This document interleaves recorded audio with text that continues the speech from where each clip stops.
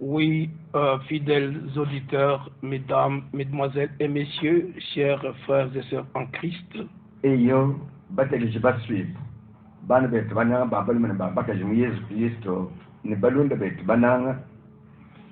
Où que vous soyez, dans tous les territoires et dans toute la province, Mwaba wonsu mwakale nusanga nyibwa mubitu byonsu bya malo bikale byenza kasa centrale mujima ni mubifafu byonsu biko bya maloba bibyentimwe chakana nketu. dans toutes les communes et aussi loin que Radio Réveil FM peut nous amener, Mu commune yetu yonsu itani bikale ntimwe chakana ni miaba yonsu jimeya tujya mu Réveil FM mwakufika et où cet enregistrement pourra arriver. Ni mwaba wikale mukabeo jimwikale mukwatagishewu mubyanzi nimbyanga nyimwikale mwakukuluka. Nous vous saluons cordialement et fraternellement dans le saint et précieux nom du Seigneur Jésus-Christ. Tujitunwele bonse kwenu moyo wa buwetu moyo wa butunwele bana ba muntu mujine ja mukelengu sinjo Yesu Kristo. Dans cette émission, dernier appel, Maranatha, Mundonga mweu jimwikale bikijibo bwasende bile dandekelo Maranatha, parce que nous sommes conscients, vu l'accomplissement des prophéties bibliques, bwali tujibatishe bwafa kumona mukaji meyi wonsu wa chiprofeta vumamba mumukando wanzambi enda kumbana que le retour de notre Seigneur est très très très proche. tibamona bwase jalukile jamukelengo Yesu Kristo jakutamba kusemene bikolo. Nous voulons mettre en contact avec tous ceux qui ont soif de Dieu, les mettre en contact avec leur Dieu par la parole de la Bible. Tujibaswa kuteka mujipetangana anyi mukubetwangaja ababonso bajibika labananga jija nzambi bwakubateka mujipetangana ni meya jamamba mukandwa nzambi. Sans explication, sans interprétation, mais ne dit que c'est que la Bible dit. Kadi ibikengele kumvuisha kwa muntu anyi mumvuisha ajalwile kumeja muntu to kajibaswa kwambila bantu. L'évangile dans sa forme originelle. Comme nous avons pu le voir hier, en prenant Matthieu 24, verset 14, en prenant 1 Pierre chapitre 1, verset 23 à 25,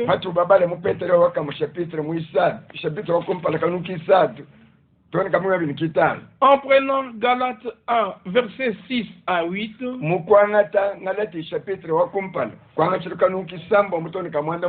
et faire la connexion avec Apocalypse 14, verset 6,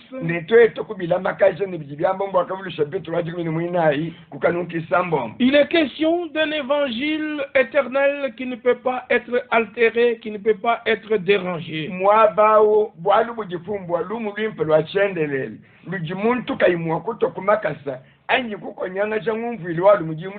Aujourd'hui, Dieu veut atteindre l'humanité tout entière.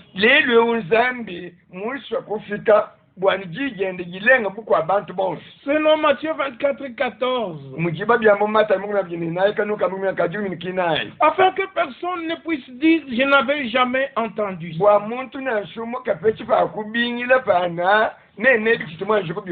Parce que depuis les jours anciens, Dieu ne peut pas amener quelqu'un en jugement sans qu'il ait premièrement averti. Il en fut avec le peuple du temps de Noé. Noé a prêché, lui qui était un prédicateur de justice. Les gens se moquaient de lui, mais ils étaient avertis. Et on a le résumé dans le livre de Chroniques, là où il est écrit dans 2 Chroniques 24.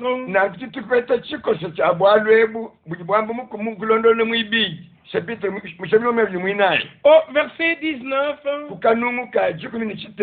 l'Éternel Yahweh envoya parmi eux des prophètes pour les ramener à lui. wakabatumine ba prophète bwane babafinga jula kuji. Mais ils n'écoutèrent point les avertissements qu'ils ont reçus. Kajibo bokaba kafete maji mwisha akaji bafete kujiba kaba akakijile maponji mwisha akaji bafete kujiba prophète to. Dieu avait les intentions de les ramener à lui-même en envoyant ses prophètes chaque matin. Mukutu mukaba prophète jinde Jones zandi umikane mejingane. Mais ils n'ont pas reçu les avertissements. Et ils devaient en tirer conséquence. Parce que Dieu, dans sa bonté et dans sa miséricorde, comme cela vient d'être lu et être dit dans le livre de Dieu, le Seigneur vous a envoyé tous ses serviteurs, les prophètes. Il les a envoyés dès le matin. Et vous n'avez pas écouté. Vous n'avez pas prêté l'oreille pour écouter. Là, c'est Jérémie 25, verset 4. Et quand on arrive dans Néhémie, chapitre 9, verset 30, tu les supportas de nombreuses années. Tu leur donnas des avertissements par ton esprit. Et ils ne prêtèrent point l'oreille. Ainsi, mes bien-aimés auditeurs, regardez ce qui était arrivé au peuple dans l'Ancien Testament. Dans l'Ancien Testament, et comme ils n'ont pas prêté oreille aux avertissements donnés par l'Esprit, alors tu les livras entre les mains des peuples étrangers. Donc il y a toujours l'avertissement avant le jugement. Que ce soit du temps de Noé, que ce soit du temps de Lot, que ce soit en période où Moïse devait sortir le peuple de l'Égypte pour les amener vers le pays de la promesse.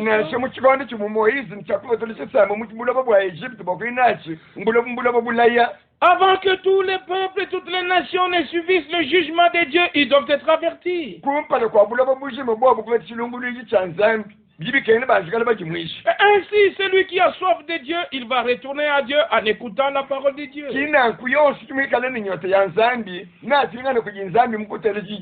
Pas la soif de l'organisation, mais la soif de Dieu. Comme le psalmiste pouvait le dire, mon âme a soif du Dieu vivant. Et dans Matthieu chapitre 5, il est écrit, béni soit celui qui a faim et soif de la justice,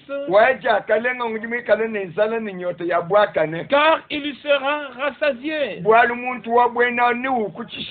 Alors, comme nous avons vu un peu d'une manière télégraphique ce qui était arrivé dans l'Ancien Testament,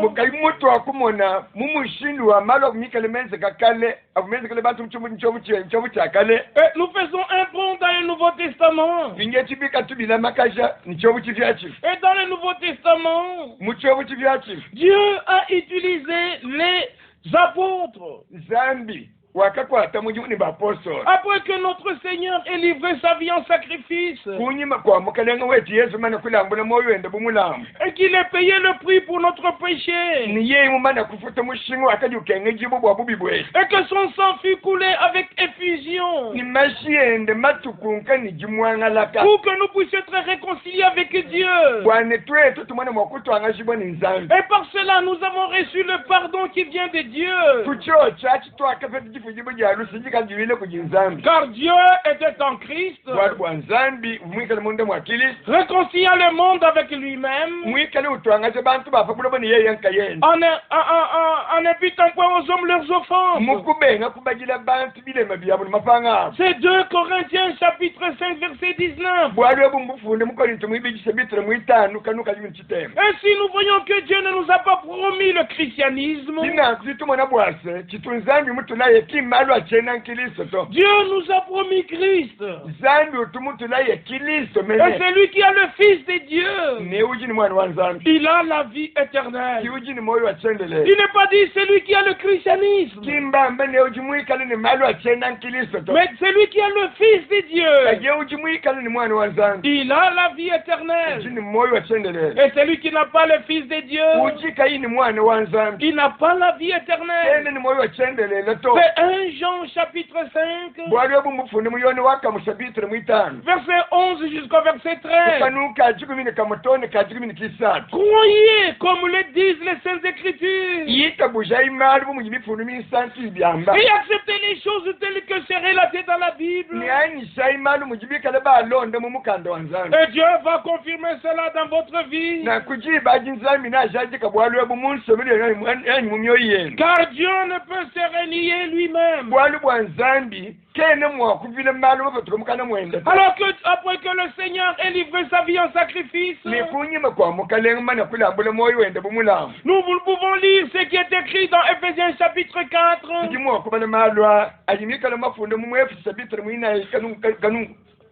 Chapitre 4. Dans Ephésiens chapitre 4. À partir du verset 7, il est écrit: mais à chacun de nous la grâce a été donnée selon la mesure du don de Christ.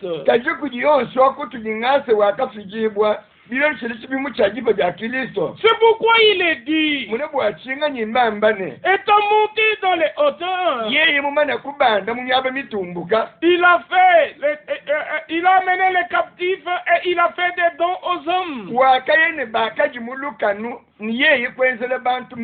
Ici l'apôtre Paul, il y prend le psaume 68 au verset 19. Il l'inclut dans sa prédication, dans son enseignement. Parce que tu ne peux pas prêcher, tu ne peux pas enseigner en dehors de ce qui est écrit. Et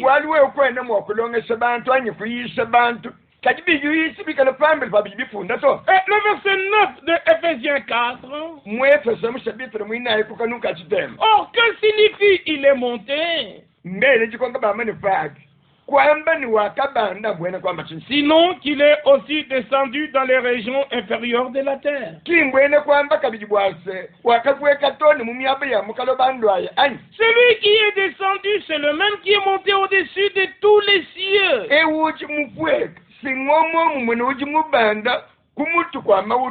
afin de remplir toutes choses. Et il a donné les dons. Il a donné les uns comme apôtres, les autres comme prophètes, les autres comme évangélistes, les autres comme pasteurs et docteurs, pour le perfectionnement des saints, en vue de l'œuvre du ministère et de l'édification du corps de Christ, jusqu'à ce que nous soyons tous parvenus à l'unité de la foi et de la connaissance du Fils de Dieu, à l'état d'homme fait, à la mesure de la stature parfaite de Christ. Donc il lui fallait qu'il meure, qu'il lui payasse le prix pour notre rachat, qu'il monta au-dessus de tous les cieux, comme cela est écrit dans Éphésiens chapitre 4, au verset 10, qu'il est monté au-dessus de tous les cieux. Et quand vous lirez, par exemple, dans Hébreux, dans le livre de Paul aux Hébreux, il est écrit ceci dans Hébreux au chapitre 4, et au verset 15, verset 14 d'abord, ainsi, puisque nous avons un grand souverain sacrificateur, qui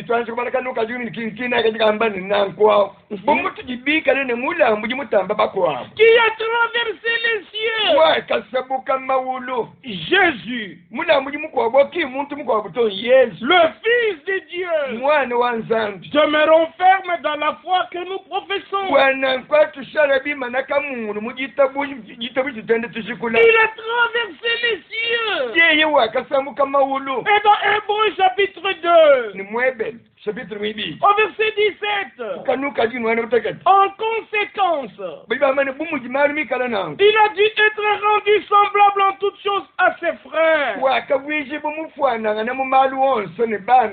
afin qu'il soit un souverain sacrificateur miséricordieux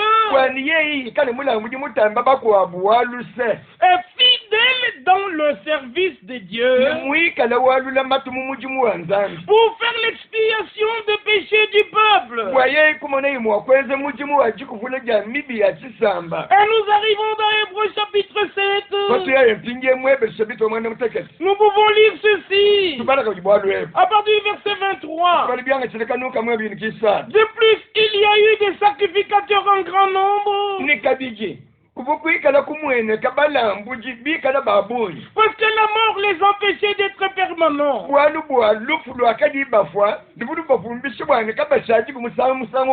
Mais lui, parce qu'il demeure éternellement, il possède un sacerdoce qui n'est pas transmissible.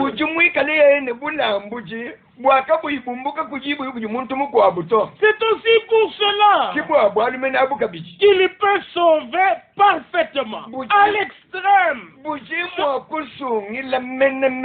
ceux qui s'approchent de Dieu par lui. Peuple de Dieu, approchons-nous de Dieu par Jésus-Christ.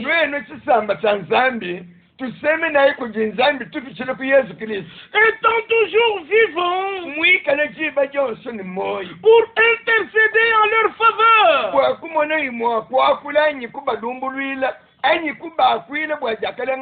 Il est vivant pour intercéder pour nous. Pendant que l'accusateur nous accuse jour et nuit, mais lui, il intercède pour nous jour et nuit. Il nous convenait en effet d'avoir un souverain sacrificateur comme lui.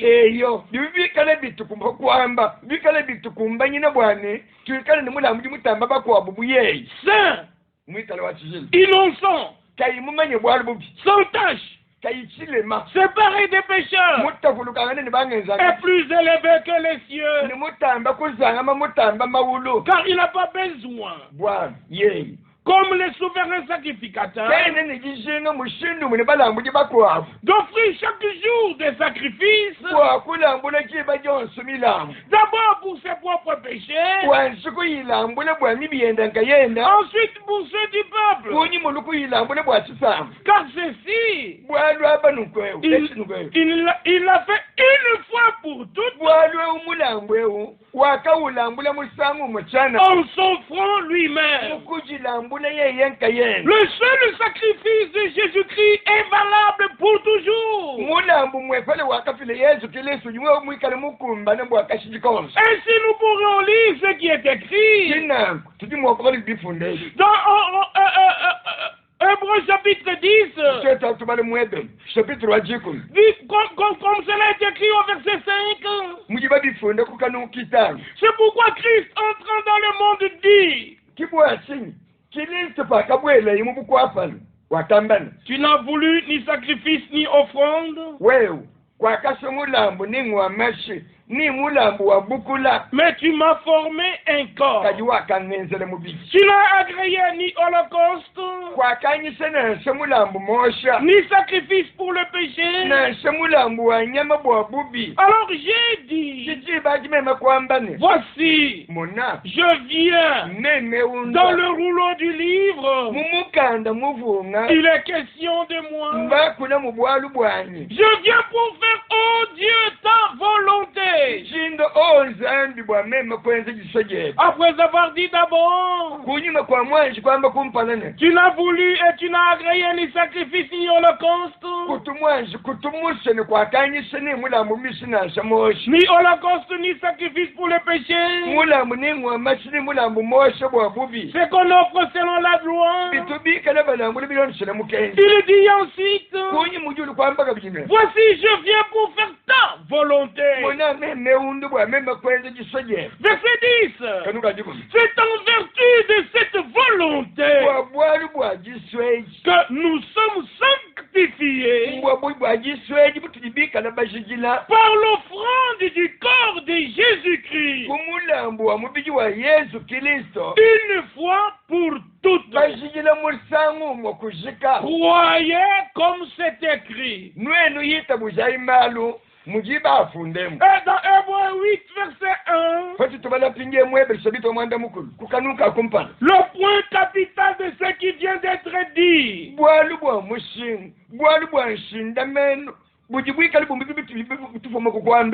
c'est que nous avons un tel souverain sacrificateur qui s'est assis à la droite du trône de la majesté divine dans les cieux, comme ministre du sanctuaire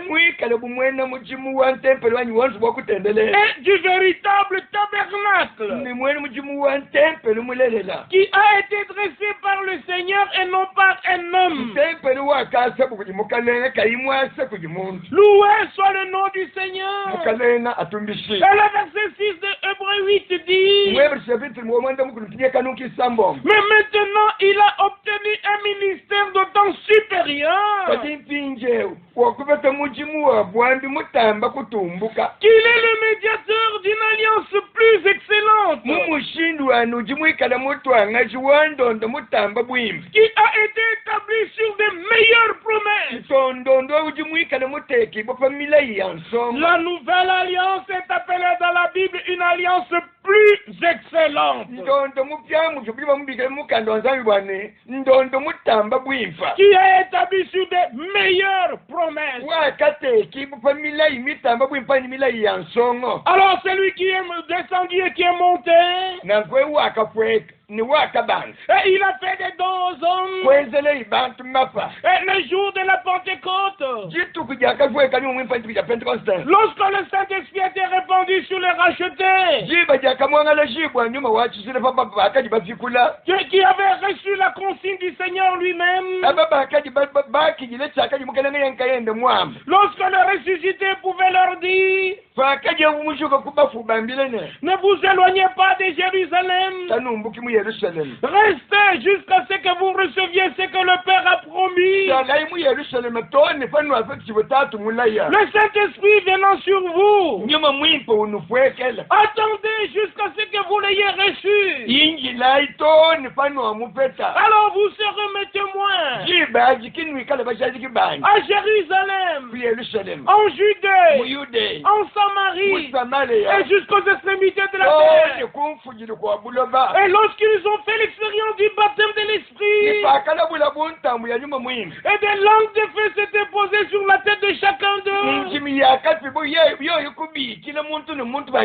ils étaient 120 dans la chambre.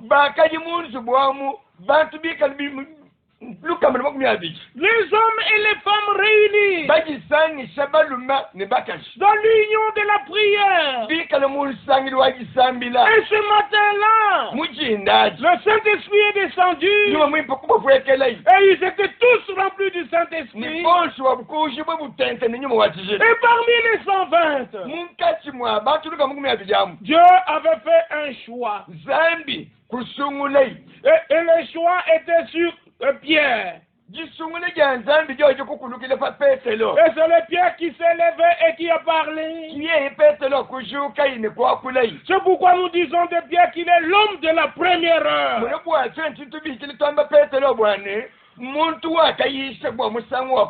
Le jour de l'inauguration de l'église du Nouveau Testament. Et sa première prédication dans Actes chapitre 2 peut être lue de tous. Et lorsqu'il a vu que le peuple était touché, le peuple lui-même lui a dit, maintenant que devons-nous faire?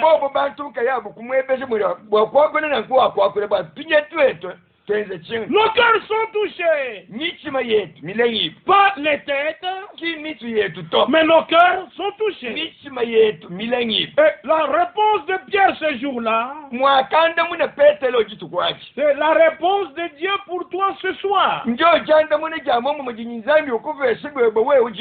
Repentez-vous et faites-vous baptiser au nom du Seigneur Jésus-Christ à cause du pardon de vos péchés. Et vous recevrez le don du Saint-Esprit. Car cette promesse est pour vous. Et pour vos enfants. Et pour tous ceux qui sont au loin. En aussi grand nombre que le Seigneur notre Dieu les appellera. Pierre avait la révélation de qui est Jésus. Pierre avait la révélation du programme de Dieu pour ce temps-là. Dieu avait la révélation de ce que Dieu fera dans le futur. Parce que juste après Acte chapitre 2, dans Acte chapitre 3, il fait cette déclaration par le Saint-Esprit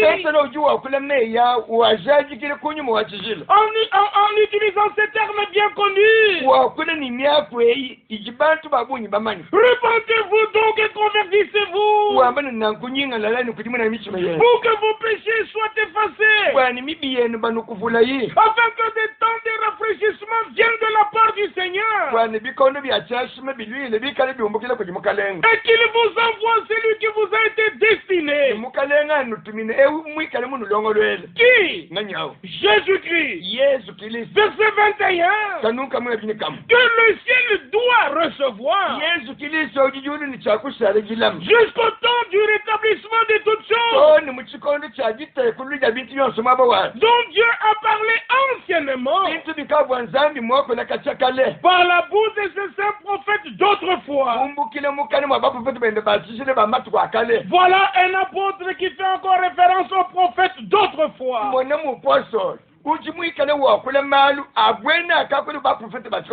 Et il fait pas en avance. Quand il écrit ses épîtres avec la responsabilité et le poids, la charge du peuple et du royaume qui était sur son cœur.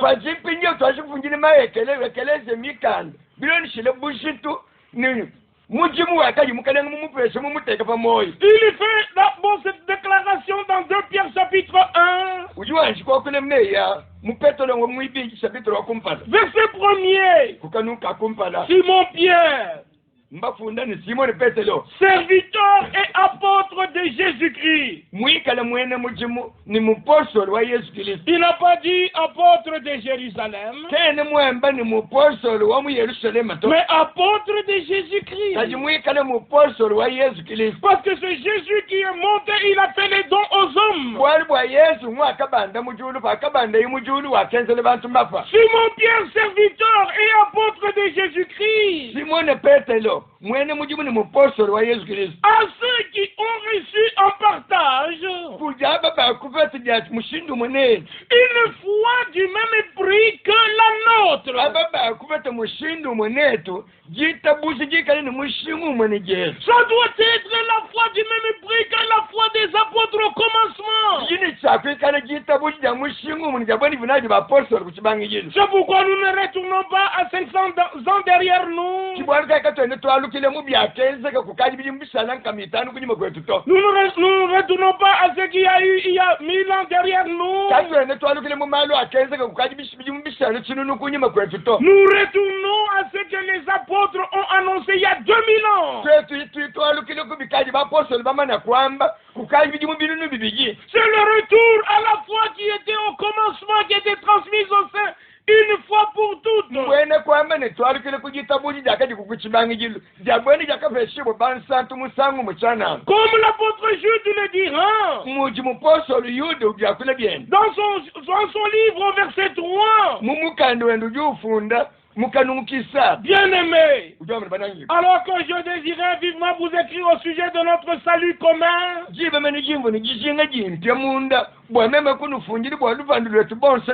me suis senti obligé de vous envoyer cette lettre pour vous exhorter à combattre pour la foi qui a été transmise au sein une fois pour toutes. Leur combat, c'est notre combat. Il faut qu'il y ait une seule fois, pas 350 fois. Qui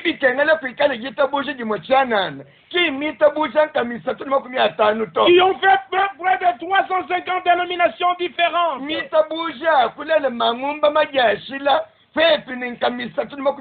Retournons à la parole du commencement pour être dans l'unique et seule foi de la Bible. Et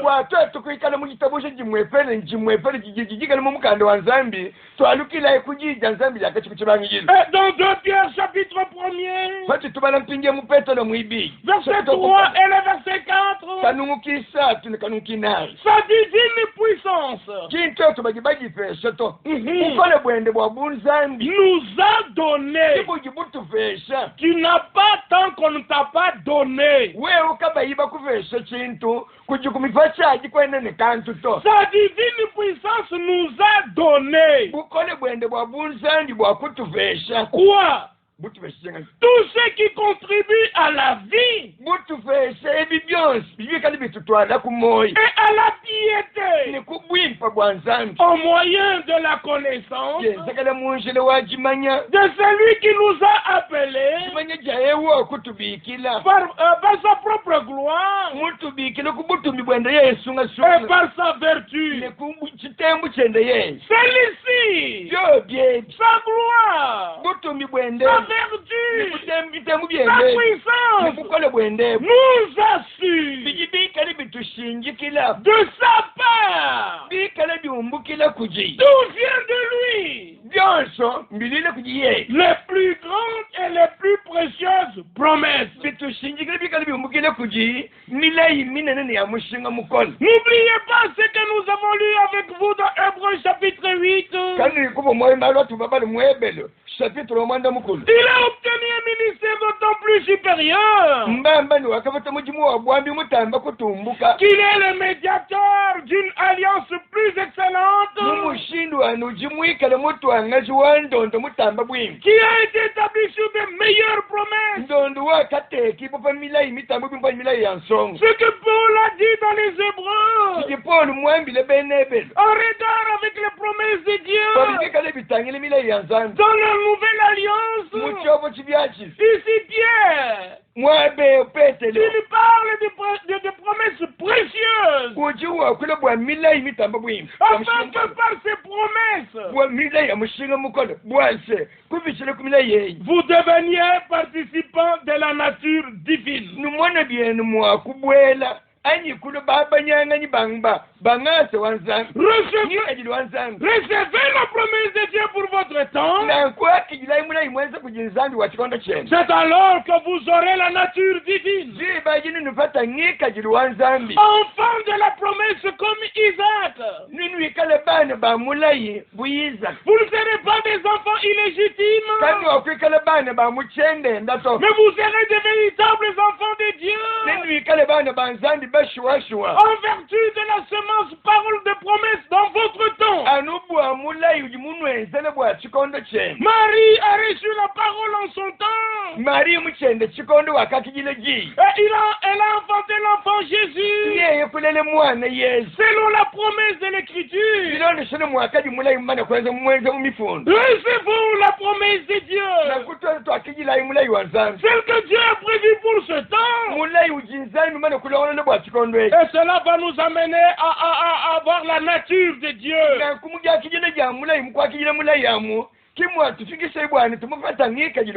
Comme la semence est divine, nous deviendrons aussi des enfants de Dieu. Alors après qu'il aurait parlé comme ça, il montre les différentes vertus que doit avoir un véritable enfant de Dieu.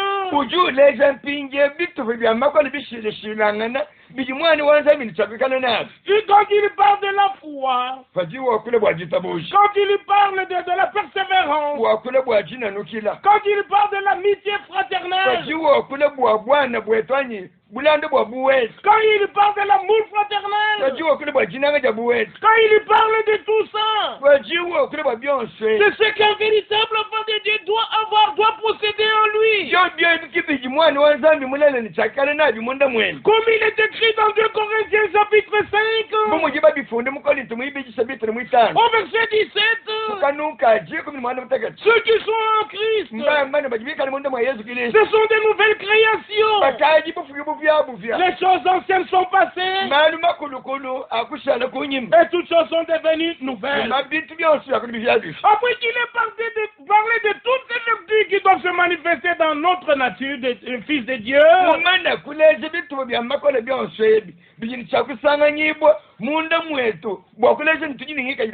il fait cette déclaration au verset 13. Je regarde comme un devoir, aussi longtemps que je suis dans cette tente, de vous tenir en éveil par des avertissements. Il a aussi donné les avertissements que nous puissions être éveillés. Au rapport avec ces avertissements par lesquels il nous éveille. Il en parle aussi dans le chapitre 3. Mais avant d'arriver au chapitre 3, il a parlé de la nature divine. Et directement, il lit cela avec le retour du Seigneur. Lorsqu'il parle au verset 16, ce n'est pas en effet en suivant des fables habilement conçues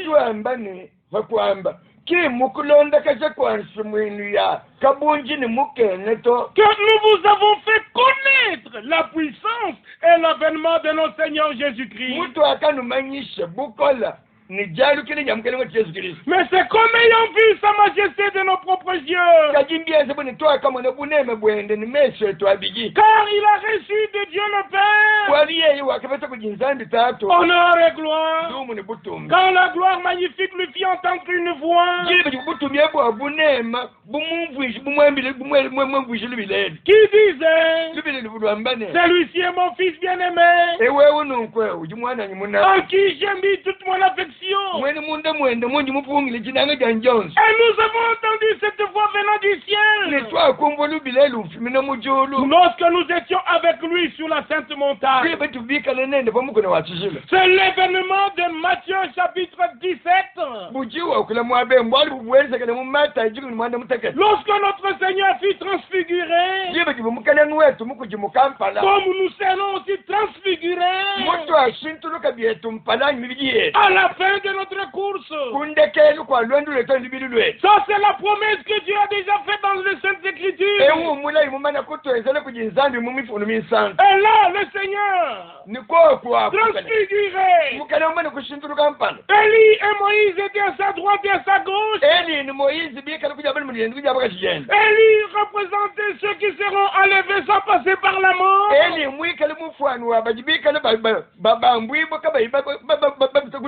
Et Moïse représentait ceux qui seront enlevés mais en passant d'abord par la mort. Mort ou vivant, nous sommes au Seigneur. À la trompette de Dieu, les morts en Christ ressusciteront. Et nous, les vivants, nous serons changés. Et ensemble, les morts en Christ ressuscités, et les vivants en Christ transmués. Comme cela est écrit dans 1 Corinthiens 15, verset 51. Et dans 1 Thessaloniciens 4, verset 13 à 18, nous irons à la rencontre du Seigneur. À son retour, il ne met pas les pieds sur la terre. Mais comme le disent les Écritures, nous le rencontrerons dans les airs. Et lui nous amènera dans la maison du Père. Et c'est alors qu'au verset 20 de 2 Pierre chapitre 1, sachez tout d'abord vous-même qu'aucune prophétie de l'Écriture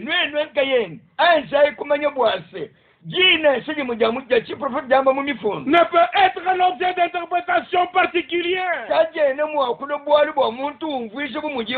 Alors arrêtez avec les interprétations. Croyez comme le disent les Écritures. Si la prophétie tarde, attendons-la. Quand elle s'accomplira, elle s'accomplira certainement. Et le juste vivra par la foi. Et juste après cela, nous sommes dans le chapitre 2. Il dit, il y a eu parmi le peuple des faux prophètes. Ils pouvaient se rappeler de ce qu'il y avait au temps de Moïse. Moïse était le vrai prophète. Mais Balaam était un faux prophète. Du temps de Michée, Michée était le vrai prophète. Sédéchias était un faux prophète. Du temps de Jérémie, Jérémie était un vrai prophète. Anania était un faux prophète. Il y a eu parmi le peuple des faux prophètes. Et il y aura de même parmi vous des faux docteurs. Là, c'est parmi les croyants. Il nous avertit déjà par le Saint-Esprit qu'il y aura des faux docteurs. Que feront-ils parmi nous? Ils introduiront surnoisement des sectes pernicieuses.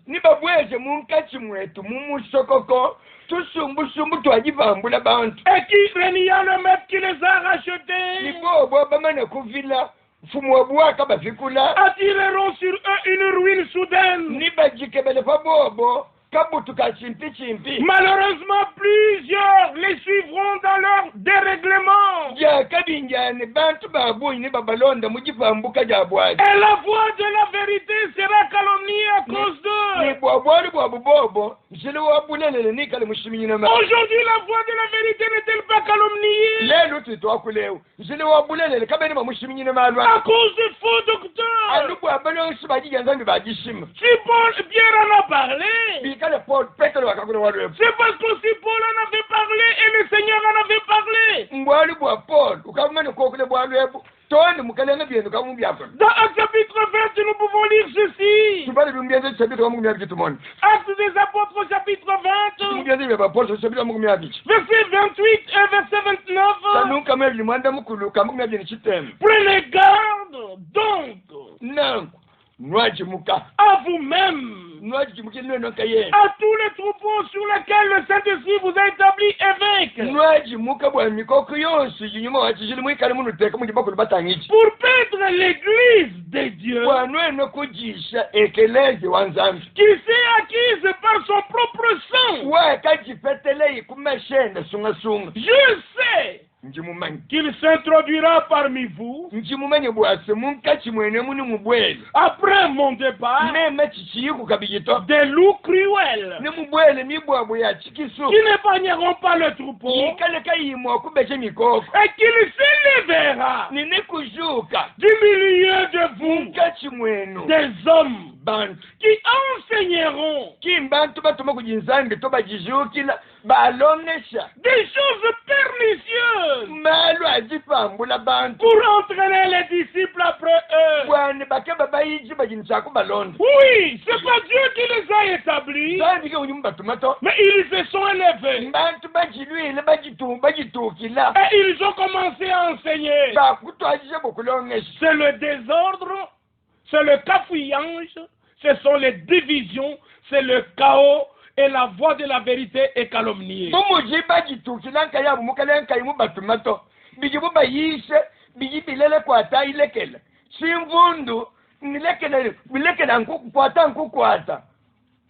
Et c'est le chaos que nous vivons. Dieu n'est-il pas capable d'établir dans son église, selon sa promesse, les apôtres, les prophètes, les docteurs, les évangélistes et les pasteurs, selon son cœur. Jésus-Christ est le même hier, aujourd'hui, éternellement. Que le Seigneur fasse grâce et que vos yeux soient ouverts. Retournons au modèle du commencement. Prenons les avertissements de la Bible au sérieux. Donnons raison à Dieu. Que tout homme soit reconnu pour menteur. Tout enseignement qui est en dehors de ces écritures, c'est un faux enseignement.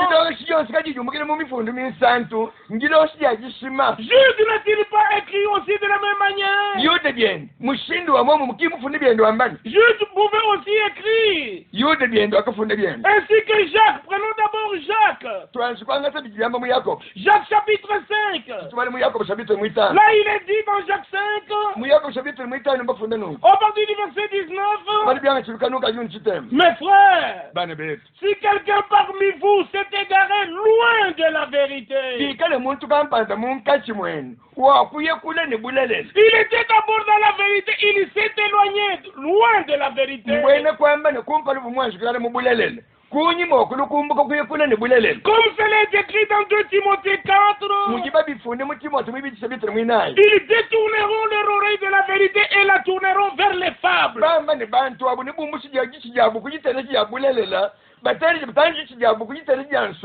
Et ils se donneront une foule de docteurs,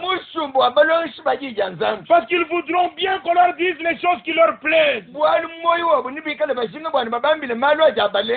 Mais dans notre mission, ne vous attendez pas que nous ferons des compromis avec la parole de Dieu.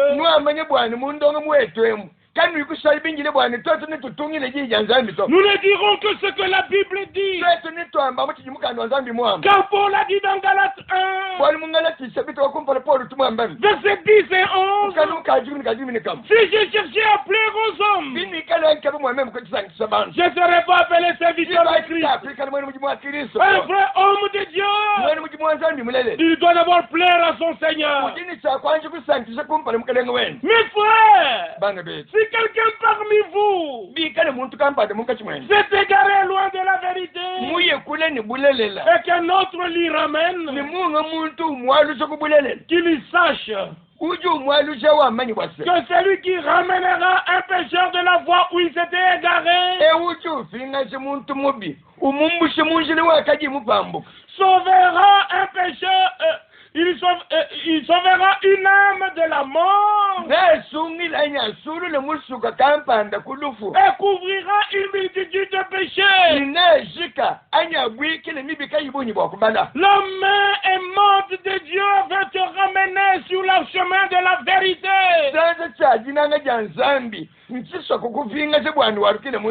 La vérité est la parole de Dieu. Et la parole de Dieu est dans le Saint Livre. C'est pourquoi l'apôtre Pierre dira encore. Dans 2 Pierre au chapitre 3. Le verset 1 à 2. Voici déjà, bien aimé, la seconde lettre que je vous écris. Dans l'une et dans l'autre. Je suis éveillé par des avertissements à votre saine intelligence. Afin que vous vous souveniez des choses annoncées d'avance par les saints prophètes et du commandement du Seigneur et Sauveur enseigné par vos apôtres. L'avertissement, c'est de nous souvenir de ce que les prophètes dans l'Ancien Testament avaient annoncé.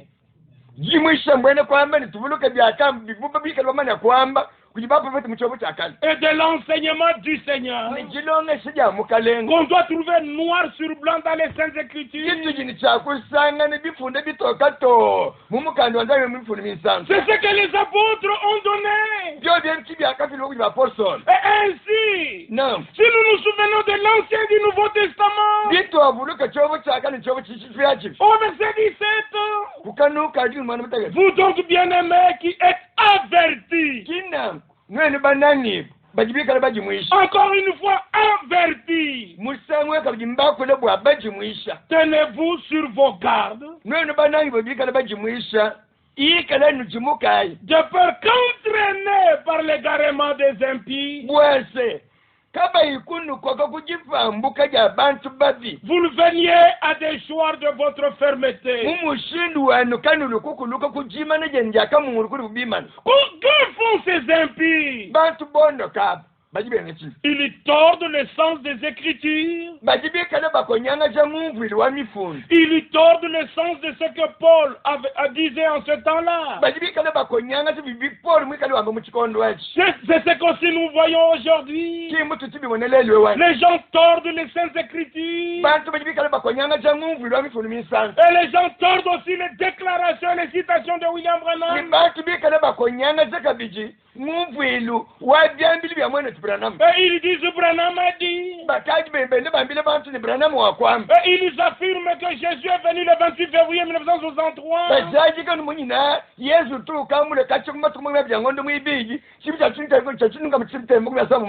Ne faites pas mentir l'homme de Dieu.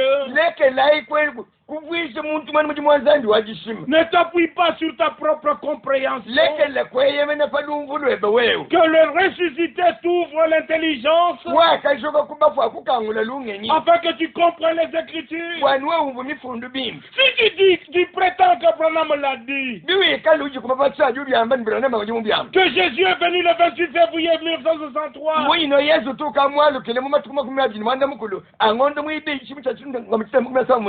que diras-tu si je te dis que le 25 novembre 1965, avant un mois avant que Branham ne meure, il tient la prédication,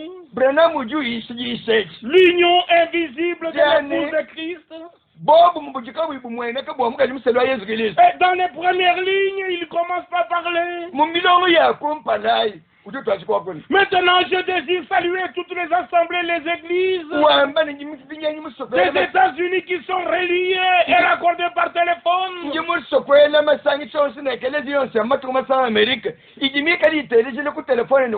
Nous croyons que la venue du Seigneur Jésus est imminente.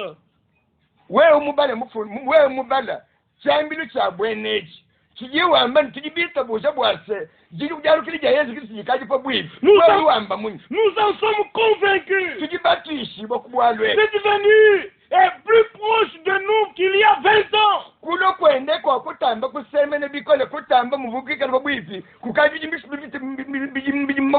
Nous attendons la venue du Seigneur dans notre génération.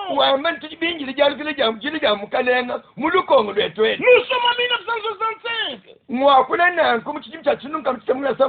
Mais toi tu dis que Branham a dit que Jésus est venu en 63.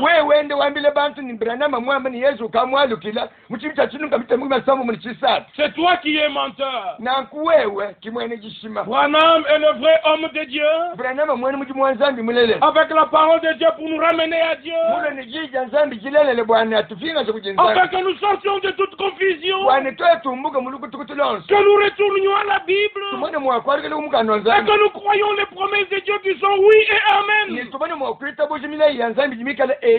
Le retour du Seigneur sera une réalité. La restauration de toutes choses sera une réalité. Prenez les choses de Dieu au sérieux. Que les avertissements de l'Ancien et du Nouveau Testament te réveillent si tu dormais, afin que tu ne puisses pas aller dans le jugement. Que Dieu vous bénisse dans vos maisons. Et si Jésus ne vient pas, nous nous retrouverons dans notre prochaine émission. Soyez fortifiés par ces quelques paroles. Et l'esprit et l'épouse disent: viens Seigneur Jésus. Maranatha.